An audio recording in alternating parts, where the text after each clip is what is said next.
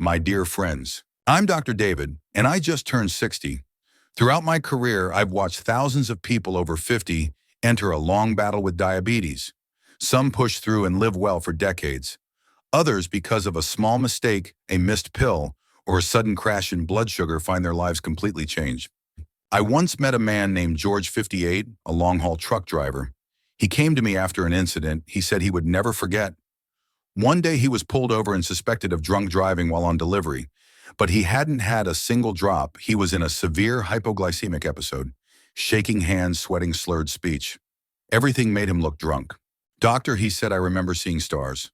Then everything blurred. When I woke up, I was at the police station. That story made me think about the millions of people living with diabetes who carry a quiet fear. In a single unguarded moment, their bodies might seem to betray them. Maybe you felt it too. Your hands start to shake, your head feels light. Your heart races and you don't know why. That could be a sudden drop in blood sugar, what I call the silent deceiver. It can make you look intoxicated, invite misunderstanding while your body's actually calling for help. Picture this. You're driving home after a meeting. The sun is setting. You feel a little tired, a little hungry. Your hands start to tremble.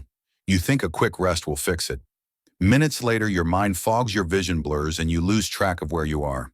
That's how hypoglycemia strikes fast, quiet, and dangerous. In 30 years of practice, I've learned that diabetes isn't just a blood sugar problem. It's a story about awareness, habits, and preparedness.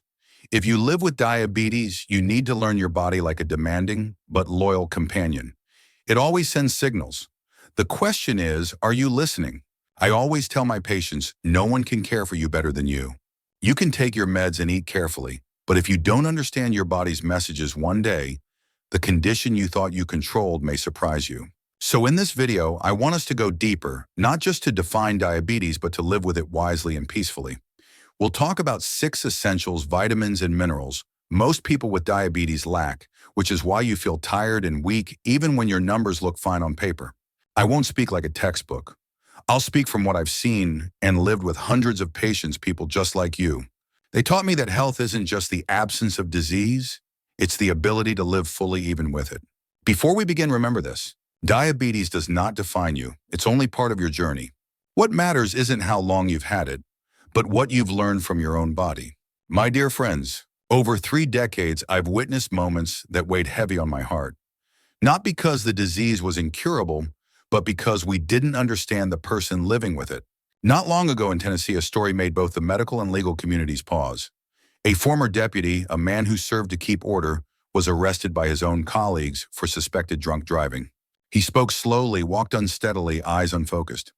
Everything looked like intoxication, but it wasn't. He was in severe hypoglycemia. Watching the body cam footage, I saw a moment many missed. The moment suspicion outran compassion. No one recognized that a person can look drunk while actually spiraling into a metabolic crisis. One officer said, I've never seen hypoglycemia, but I've seen plenty of drunks. That one sentence reveals a terrifying gap in frontline training. The problem isn't malice, it's lack of understanding. First responders, police, EMTs, firefighters are trained to recognize danger, act fast, and protect lives. But not everyone is trained to recognize when the human body is crying for help in silence. Years ago, my patient, Linda, 67, told me she'd been pulled over for driving slowly in drifting lanes. When officers approached, she managed to say, I have diabetes, before fainting. Thankfully, she had a medical ID and a glucose gel in the car. Paramedics arrived. Her blood sugar was 42 millimeters DL. A few minutes later, and she could have slipped into a coma. When she recovered, she told me, Doctor, I wasn't afraid of dying. I was afraid they'd think I was drunk. Those words broke my heart. For someone with diabetes, being misunderstood can feel worse than the disease itself. Have you considered that a tiny bit of knowledge can save not only a life, but a person's dignity? That officer wasn't a bad person. He simply wasn't taught that hypoglycemia can cause slurred speech, tremors, staggering, blurred vision, even loss of consciousness.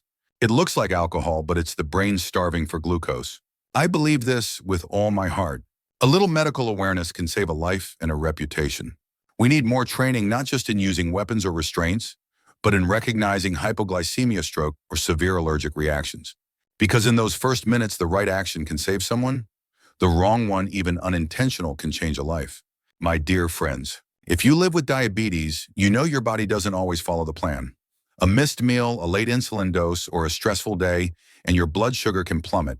Sadly, not everyone around you understands this. As a society, we need more people who recognize that shaky doesn't always mean drunk. Stumbling doesn't always mean guilty. Sometimes they're fighting their own body, and they need help, not judgment. If you watch this video today, please carry this with you. When you see someone who looks drunk, consider they might be sick. Ask a simple question: do you have diabetes? That one question can save a life. My dear friends, I know many of us, especially after 50, feel hesitant about technology. Smartwatches, sensors, phone apps, they seem complicated. But believe me, technology isn't here to replace us. It's here to protect what we often forget ourselves. A few years ago, my patient Thomas, 62, a taxi driver in Houston, felt his vision blur and his head spin while driving. He'd fainted once before from severe hypoglycemia. Back then, a passerby saved him. After that, I recommended a CGM, a continuous glucose monitor. He laughed, "Doctor, I'm no tech guy, I just drive." I smiled, "You don't have to be. Let it work when you can't." A month later, he returned relieved. One night, my watch buzzed, glucose hit 68. I pulled over, drank some juice, and avoided a disaster. Without it, I'm not sure I'd be here. Sometimes a gentle vibration on your wrist can save your life. Today, Apple Watch, Fitbit, Dexcom, and others do more than count steps. For people with diabetes, they're loyal companions. They alert you to lows, irregular heart rate, or too much sitting. Most importantly, they help you feel safe even when you're alone. At a healthy aging seminar, I said, technology won't make you younger, but it can help you live longer and live in control. Many over 50 think I'm too old for this stuff, but modern health tech offers the best chance our generation has ever had. A tiny sensor can send your glucose data to your son's phone miles away. An app can chart your weekly trends so your doctor can tailor your meds. A soft buzz can save you on the highway because you had time to sip some juice. Imagine this. You're in the car, your favorite song playing. Sunlight through the windshield. A breeze. Then your wrist buzzes, not a text, but your body speaking. "Hey, I need a little sugar. Please take care of me." A few seconds of attention and a crisis avoided. That's humane technology. I'm not saying everyone must wear a smartwatch or CGM, but I believe everyone living with diabetes deserves an early warning system. Hypoglycemia doesn't make appointments. It's fast, quiet, sometimes ruthless. A sensor, a band, even a simple app can be the gatekeeper that helps you get home safely each night. Technology isn't just a device. It's a bridge between understanding and survival. It helps us hear the small voice inside the one we're often too busy to notice. My dear friends, if you live with diabetes, don't fear technology. Treat it like an old friend, patient and loyal. Let it remind you to eat, nudge you to take sugar, and record your journey day by day. Because sometimes what saves you isn't a pill, it's a timely vibration. My dear friends, when we talk about health, we often think of numbers: blood pressure, blood sugar, cholesterol. But sometimes the wounds that can't be measured are the deepest ones. One of them is dignity, something invisible on lab results, yet it can shatter in a single moment of misunderstanding. I'll never forget the story of Dean, a former deputy sheriff from Tennessee, whom I met at a medical safety conference. He was a gentle man, soft-spoken, still carrying the posture of someone who once wore the badge with pride. When he told his story, the entire room went silent. One day, Dean was pulled over for swerving on the road. He slurred his words, lost his balance, and his speech was confused. Everything about him looked like a man driving drunk. But the truth was, he was in the middle of a severe hypoglycemic episode. They didn't know, and maybe they didn't understand. They handcuffed him, booked him, took a mugshot, and filed DUI charges. He told me the most painful moment wasn't the handcuffs. It was the look in the eyes of an old colleague, someone who once trusted him, now filled with doubt. A mugshot went online. Local news ran a short story. And overnight, 40 years of honor in law enforcement crumbled. In his eyes, I saw the pain of a man who'd spent a lifetime protecting justice, now misunderstood by it. He said, "Doctor, I can live with illness, but living under suspicion, that's much harder." 7 months later, tests confirmed the truth. No alcohol, no drugs. He was simply a sick man misunderstood, but dignity had been wounded. Reputation was lost, and trust, the most fragile thing of all, was fractured forever. My dear friends, that story reminded me healing isn't only for the body. Sometimes dignity needs healing too. Ignorance can wound deeper than disease. A pill can fix blood sugar, but nothing can fix shame. No prescription can restore lost trust. I've met many patients who told me they were stared at or judged when their hands trembled or their speech slowed. One elderly woman once said to me, "Doctor, I don't go to the market alone anymore. I'm afraid people will think I'm drunk." I asked, "What are you most afraid of?" She said softly, being misunderstood. I understand that. After 50 or 60, what we value most isn't just health, it's respect. We don't want pity and we certainly don't want suspicion. We just want to be seen, heard, and understood. That's why I tell every young professional I mentor, before you ask, "Have you been drinking?" try asking, "Do you have diabetes?" One small question, but it can change a person's fate. We live in an age of incredible technology, but sometimes we lack the most basic thing: empathy. If there's one lesson from Dean's story, it's this: a person's dignity is worth more than any suspicion. Because in the trembling eyes of someone in hypoglycemia, you don't see intoxication. You see a cry for help, a fight to stay alive, a plea to be trusted again. My dear friends, people often ask me, "Doctor, what should have been done differently? What should police have done?" The answer isn't easy, but it is clear. They should have received a medical evaluation before judgment. Across the U.S., DUI procedures focus on alcohol tests, reflex checks, and behavioral observation. Very few include emergency medical assessment, even though for people with diabetes that step can mean the difference between life and death. I often say in my lectures, not everyone who staggers is drunk, not everyone who speaks slowly is guilty. But for that to become common knowledge, we need policy training and awareness, not just good intentions. In California, I once worked with a special police medical task force. Before making an arrest for DUI, officers are trained to recognize medical signs. If a person sweats cold, trembles, turns pale, or slurs speech, they're taught it might not be alcohol, it might be low blood sugar. They can stop the arrest process, call paramedics, or use a portable glucose meter on the spot. The result: within 1 year, wrongful arrests dropped significantly, and more importantly, trust between citizens and police was restored. That's the beauty of a society willing to learn. No one is perfect, but everyone can do better when they choose to listen. I've witnessed incredible things happen when professions stand side by side: doctors, police officers, nurses, paramedics, learning together to protect life. And I believe that should be a national standard, not an exception. Imagine if every patrol car carried a small glucose meter like they carry a fire extinguisher or defibrillator. Imagine if officers were trained to ask, "Do you have diabetes?" If they knew that low blood sugar can cause slurred speech, trembling, and disorientation within minutes. How many misunderstandings, how many wrongful arrests could we prevent? I don't say this only as a doctor, but as a human being who has seen the pain caused by procedures without compassion. Because I know this, the law was made to protect people, not to harm them twice. My dear friends, many of us have known what it feels like to be misunderstood. Maybe in an argument at the doctor's office, or simply because of how we walk or talk. It hurts to be looked at but not truly seen. For people with diabetes, that pain can come with handcuffs, a police record, and the eyes of judgment from society. We can do better. And I believe our generation, one that has seen enough hardship, can teach a lesson in disciplined compassion. Compassion to pause and ask, "Are you okay?" Discipline to make that question part of procedure, not just impulse. I hope that after stories like Dean's, Linda's, and Thomas's, law enforcement agencies will realize one small drop of blood to check glucose can change a human life. And if someone watching this video is a police officer, a doctor, or just a caring neighbor, please remember this simple message. Choose to understand before you judge. Choose to test before you accuse. Because sometimes one small act of yours can save an entire life. My dear friends, if there's one truth I always remind my patients of, it's this: your body is always talking to you. The question is, are you listening? But sometimes its voice is too quiet and we're too busy until it becomes a cry for help. A trembling hand, a staggering step, a slurred word. Let me tell you about Susan, 64, a retired teacher from Florida. One morning while walking her dog, she suddenly felt cold and dizzy. Her neighbors saw her stumbling and thought she'd been drinking. They rushed to help and asked Susan, "Did you have something to drink this morning?" She shook her head weakly, then collapsed on the sidewalk. When paramedics arrived, her blood sugar was 39 mg/dL. She survived, but later told me, "Doctor, I don't blame them. I just wish they'd known that sometimes people look drunk when they're really just fighting not to fall." That's the silent tragedy of hypoglycemia, when its signs are misunderstood, ignored, or mislabeled. Here's what actually happens.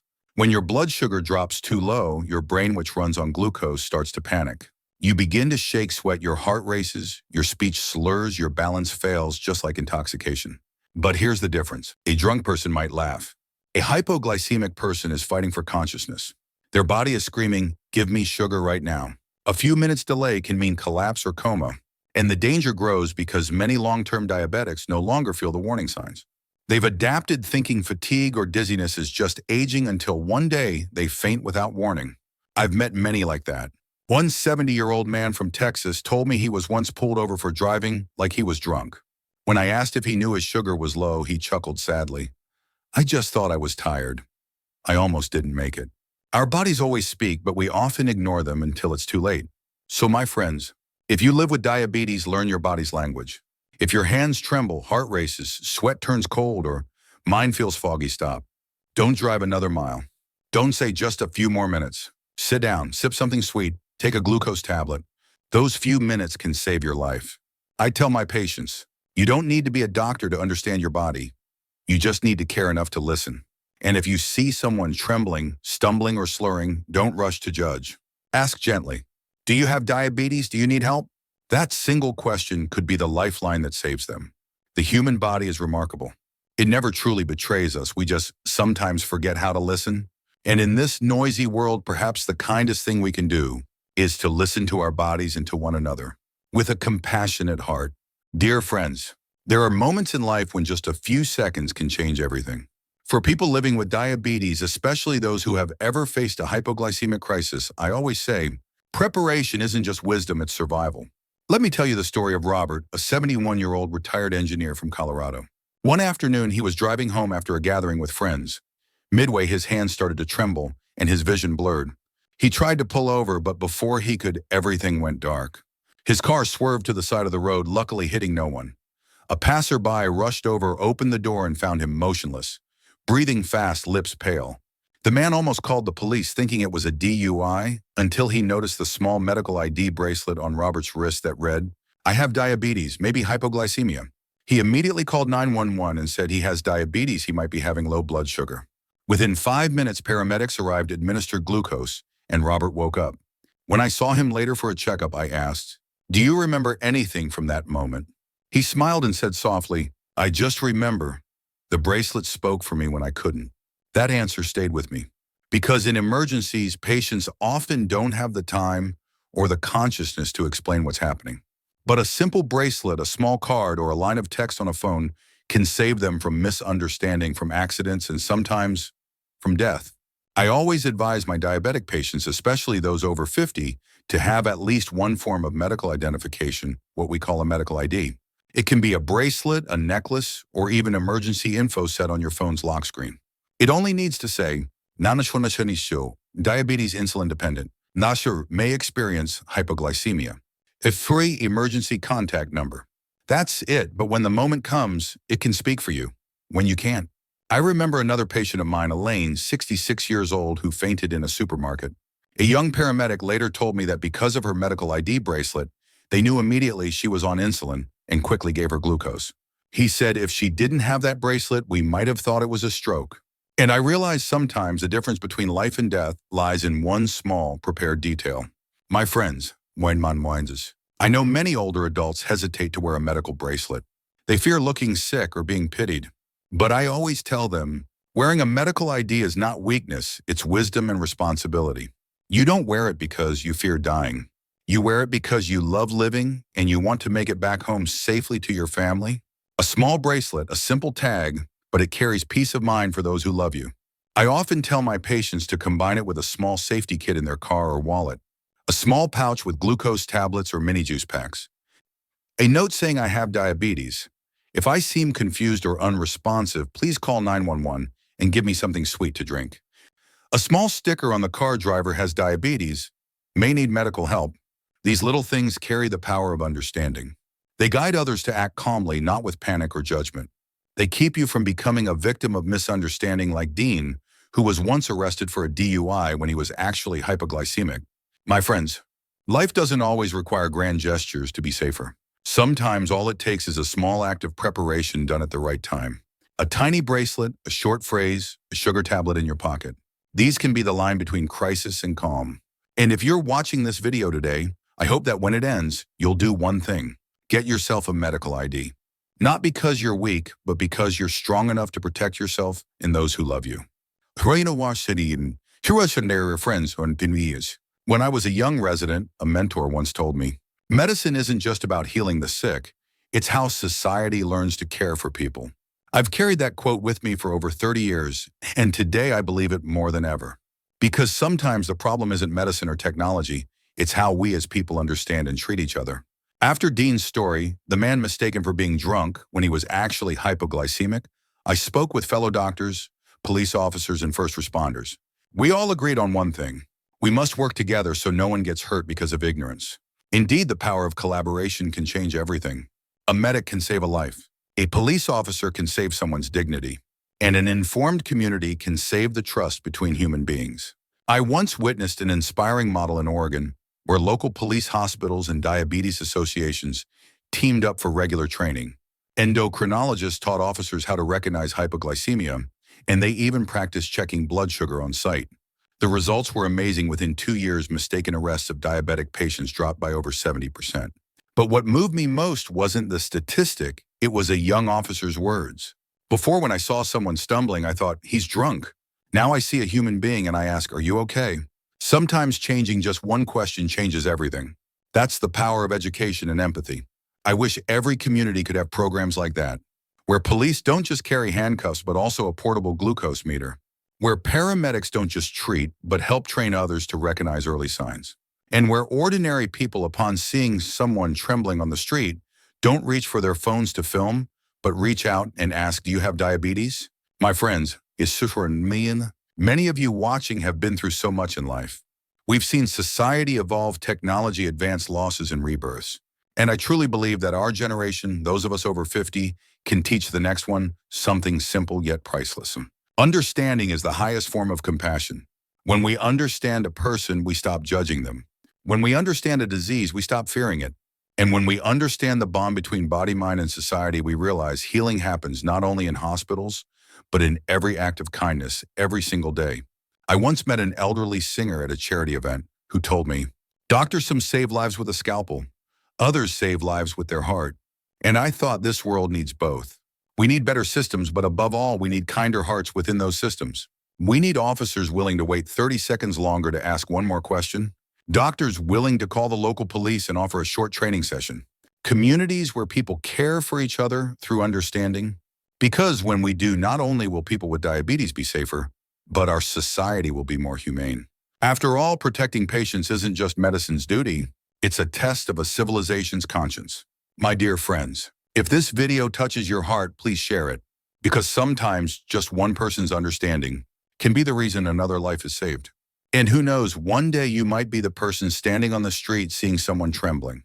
And thanks to this knowledge, you'll become their miracle in a fleeting moment of life. Auturn.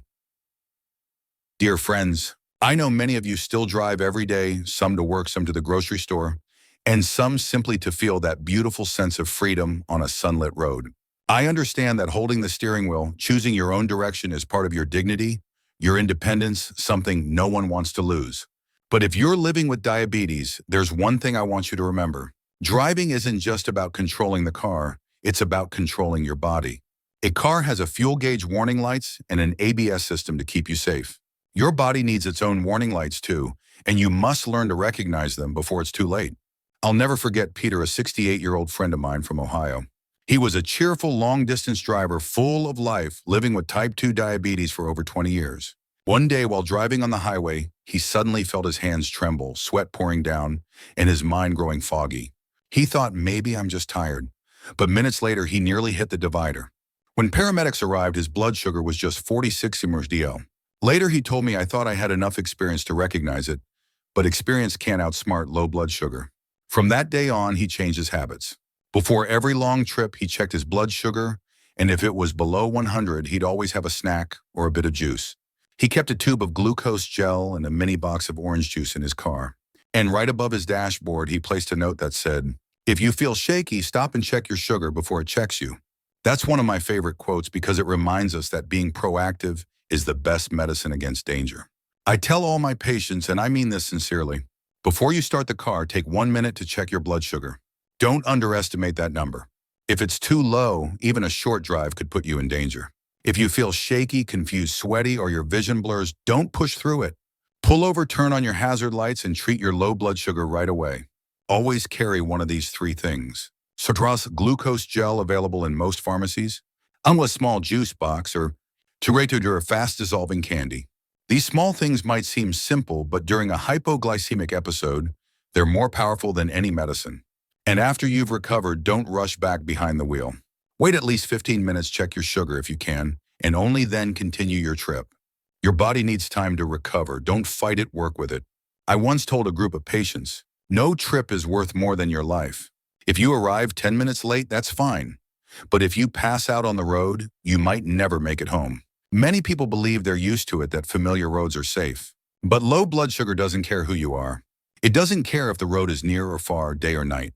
It only takes one careless minute and everything can change. So I want you to see driving not just as transportation, but as a ritual of safety. Before driving, check your sugar. In the car, have something sweet ready. If you feel off, pull over, treat, then continue. And most importantly, share your medical information. Put a medical ID sticker on your windshield, store your emergency contact in your phone, so others know how to help you when it matters. My friends, living with diabetes doesn't mean giving up your freedom. As long as you drive with awareness and respect for your body, that freedom becomes even stronger. Because sometimes safety doesn't lie in your steering wheel, but in that little glucose tablet you carry. My dear friends, we've come a long way together, from stories of misunderstanding to lessons about technology policy and small actions that can save lives. And now, as we reach the final moments of this video, I just want to say one simple thing. Living with diabetes isn't a burden if you know how to turn knowledge into strength. In over 30 years of practice, I've met thousands of patients. Some were afraid, some were frustrated, but many learned to live peacefully with their condition.